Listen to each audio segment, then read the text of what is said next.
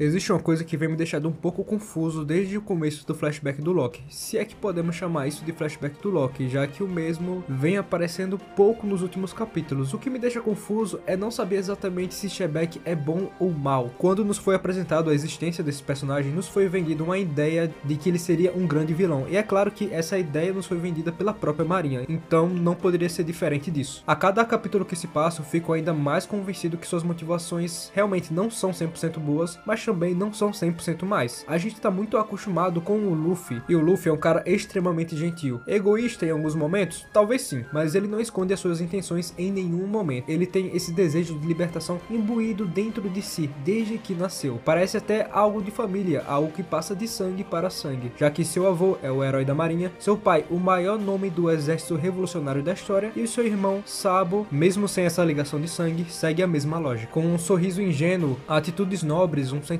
verdadeiro e companheirismo extremamente contagiante e sincero, Luffy talvez nos passe uma ideia muito errada do que é ser um pirata, que sim, era uma coisa que deveria ser ruim, pelo menos em um ponto de vista diferente. Mas vamos com calma, não quero ser muito extremista aqui, já que Luffy já disse várias vezes que não queria ser herói de ninguém, herói de nenhum povo, apesar dele ser sim. Assim como também não é todo marinheiro que é mau, na verdade acredito que a maioria tente fazer o serviço da maneira correta. Um grande exemplo é que tem uma categoria de marinheiros que não se dobram de joelhos ao governo mundial, é só a gente parar para analisar a própria Sword. Então, aonde o Shebeck entra nisso tudo, onde ele se enquadra melhor aqui? E bom, no capítulo 1157 acontece uma conversa muito boa entre o Shebeck e o Harold talvez seja o personagem mais importante para que a gente possa fazer essa análise sobre o Shebeck, justamente por ele ser um homem muito bom, tentando fazer o certo em um mundo já corrompido, diferente do Shebeck que vê que o mundo já está corrompido e ele faz as coisas da maneira que ele acha correto, mesmo que infringam a lei. E bom, na ilha Enishi, que inclusive Enishi é uma grafia fonética arcaica para o conceito de encontro casual ou encontro destinado, e destino a gente vem falando muito aqui no canal, sobre como essa palavra destino pode relacionar o Shebeck com o Barba Negra, mas isso é uma coisa que eu posso comentar um pouco mais lá pra frente. E continuando, essa é uma sede de um país que não é afiliado do governo mundial. Devido a isso, navios do governo estão saqueando os habitantes da ilha como escravos para provavelmente vendê-los para os nobres mundiais, ou até mesmo outros compradores interessados, ou servir a força de trabalho escrava de projetos como a própria ponte de Tequila Wolf, talvez. Harold se coloca no caminho para proteger o país, mas arruína sua atual tentativa de se juntar ao governo mundial para melhorar as suas relações com seu país, Elbaf, o que acaba causando um grande incidente quando o Jornal Econômico Mundial o enquadra como de costume, dizendo que ele revelou sua verdadeira face. E isso aqui aumenta ainda mais a razão no insistente pedido de recrutamento de Rox para com Harold. O governo já é corrompido demais e ele presencia aquilo quase como diariamente, então Shebeck diz: não aguento mais ver isso, você abaixando a cabeça para o governo, e Harold diz logo em seguida que ainda verá Elbaf aliada ao governo mundial. Por mais que ele tenha visto como o sistema funcionava, ele ainda via com bons olhos essa improvável aliança, olhos com certeza ingênuos que Shebeck não possuía. E eu não quero muito fugir do tema que eu tô propondo para esse vídeo aqui, mas existe um paralelo muito interessante e engraçado entre Teach e Harold, porque Barba Negra, como filho de Shebeck, ele deveria pelo menos seguir os mesmos passos de seu pai ou passos parecidos, mas acaba sendo o completo oposto. Enquanto o Shebeck sempre está na linha de frente, sempre desafiando seus adversários de peito aberto, o Barba Negra sempre age de maneira estratégica. Quando Shanks se propõe a lutar contra a Barba Negra lá em Marineford, ele fala: olha, agora não vai dar, depois eu volto aí e a gente continua isso aqui. O mesmo serve para diversas outras atitudes que ele vem tendo durante a história. Acontece que atualmente Teach quer fazer Hashinozo uma ilha filiada ao governo mundial, o que faz sentido fazendo essa relação com Harold, que é meio que a mesma coisa também, claro que com motivações e objetivos extremamente diferentes. O que me deixa com uma curiosidade muito grande, porque se o Barba Negra tá fazendo algo que o Shebeck nunca faria, como é que meio que possa existir uma personalidade do Shebeck dentro do Barba Negra? Porque pelo menos essa é a teoria que muita gente vem citando nos últimos dias, que aquele não é ele e sim eles que é citado, poderia indicar que o Shebeck meio que espiritualmente possa ter alguma ligação com o seu filho. E é claro, ainda tem aquele detalhe que o Shebeck falou que iria voltar lá em Marijoa para enfrentar o Imu.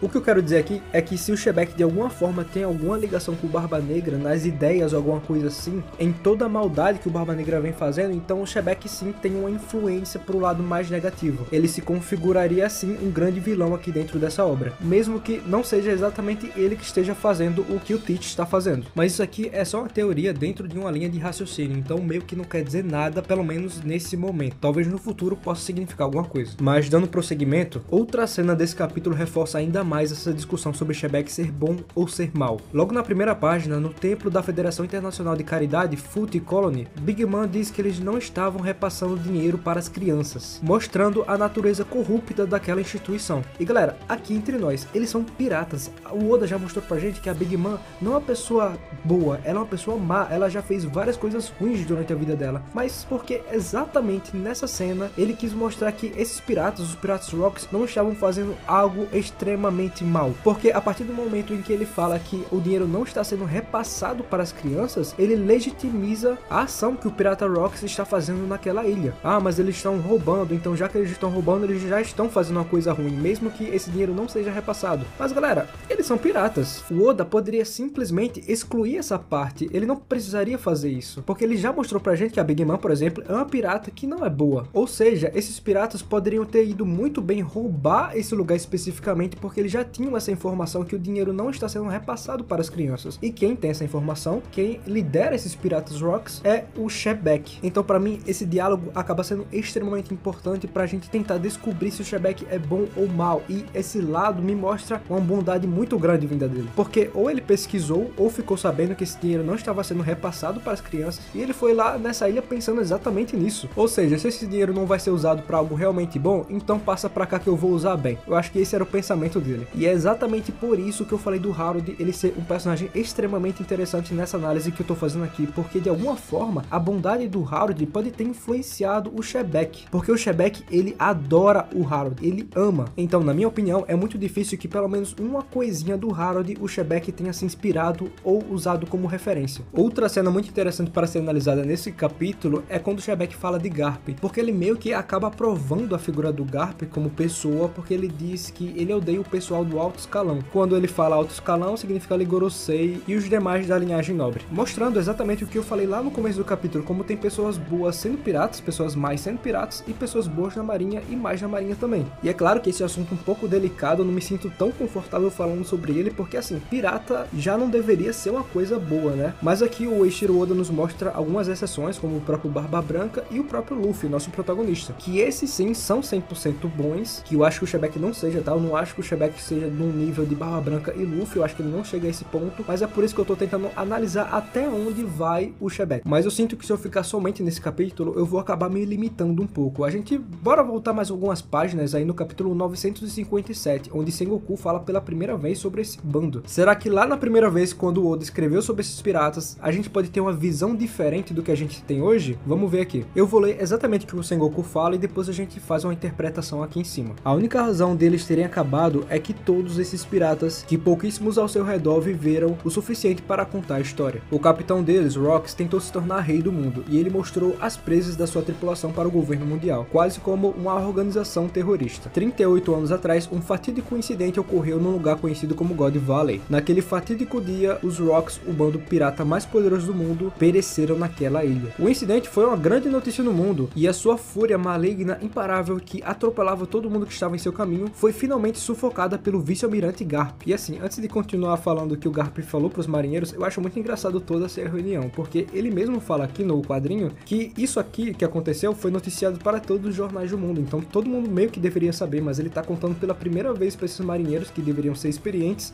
o que ele meio que já deveria saber. É a mesma coisa que alguém que trabalha no exército ou alguém com um cargo público importante não saber, por exemplo, o que foi a Inconfidência Mineira ou o que foi a Conjuração Baiana. Pô, vocês deveriam saber disso, faz parte do trabalho de vocês. E é claro que eu não tô fazendo relação com os eventos históricos do Brasil com One Piece, por favor, só foi um exemplo, não levem a sério. Mas para fazer sentido tudo isso, o Sengoku acaba falando que algumas partes foram escondidas justamente por causa do Garp, porque ele teve que proteger os Tenryubitos durante essa missão, o que causa uma dúvida em um dos marinheiros, que fala: espera, não é o nosso dever como marinheiros servir os Tenryubitos? E Sengoku diz: o senso de moralidade de Garp não o permitiu que ele acreditasse nisso. A razão principal para ele sempre recusar o título de almirante é o fato de que isso o faria subordinado direto aos Tenryubitos. Garp e Roger se encontraram na ilha e se uniram para derrotar os Piratas Rocks, tudo para proteger os Tenryubitos e seus escravos durante o que agora é conhecido como o incidente de God Valley. E vamos lá, a primeira impressão que a gente tem do Rocks é que ele realmente é um grande vilão.